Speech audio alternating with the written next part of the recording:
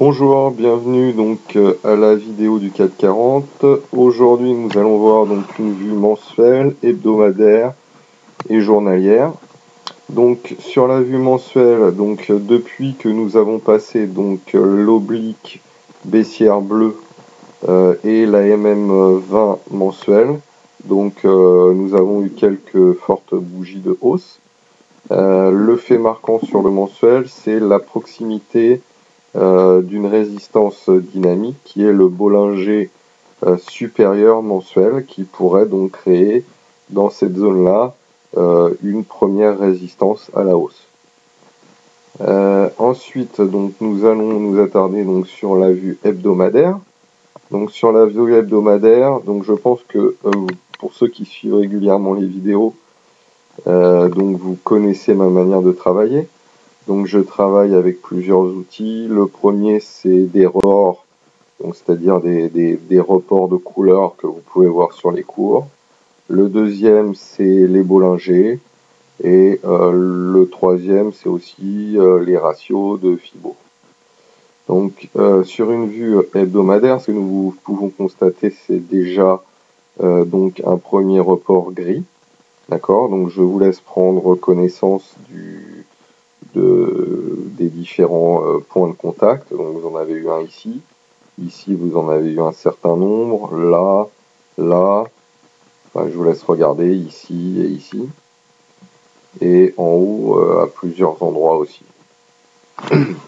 J'ai aussi tracé donc un report orange qui a eu plusieurs impacts qui sont d'ailleurs entourés, vous voyez, à différents niveaux. Et donc ce que je vous ai proposé comme analyse dans les précédentes semaines, c'était donc ici un flag haussier, c'est-à-dire qu'en fait donc les cours sont montés, ils sont venus consolider donc sur la MM20 à ce niveau-là, et donc il y a eu une relance haussière. Alors ce type de mouvement, donc ça se caractérise par les flèches bleues que vous pouvez voir ici, avec un objectif final dans les 4000.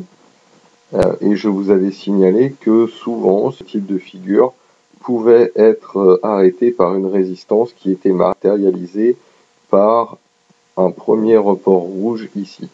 Alors effectivement ça a fait son petit effet pendant 2 semaines et nous avons ici eu la belle bougie qui est essentiellement due à l'annonce du fiscal cliff pour lequel nous avons gapé de manière significative.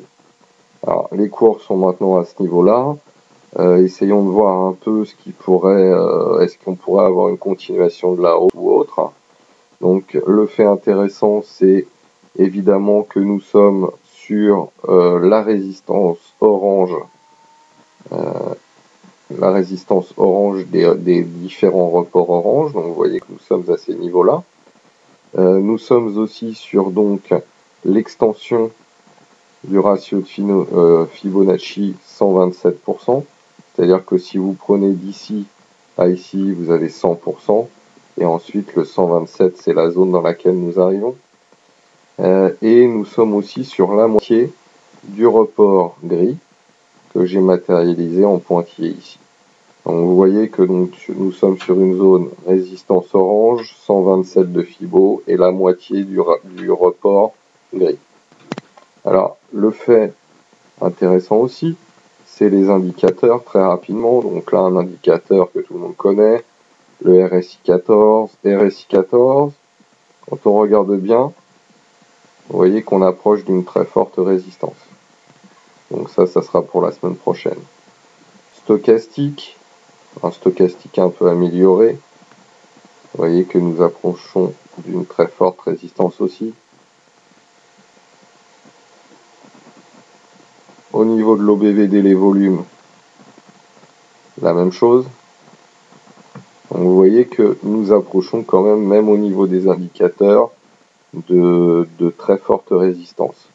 Alors, il ne faut pas, nous sommes toujours donc en phase haussière, ça il n'y a pas de souci. Ce qui est intéressant pour les investisseurs long terme, c'est de surtout pas acheter des zones qui sont des zones de résistance, puisqu'il y a beaucoup de dangers. L'intéressant, c'est d'attendre des zones de retracement pour éventuellement prendre des positions longues.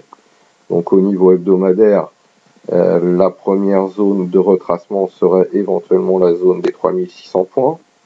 Et dans un second temps, la zone de la MM20 hebdomadaire. Alors je ne sais pas où elle va se situer dans les semaines futures, mais bon, dans les 3550, 530. Voilà pour la vue hebdomadaire. Alors, si on voit rapidement la vue journalière, donc la vue journalière, donc je vous avais signalé donc la résistance ici hebdomadaire que j'avais tracée là, qui a fait son petit effet pendant un certain temps. Nous avons gapé avec le fiscal cliff. Nous sommes maintenant au-dessus donc des reports orange que je vous avais signalé à plusieurs reprises.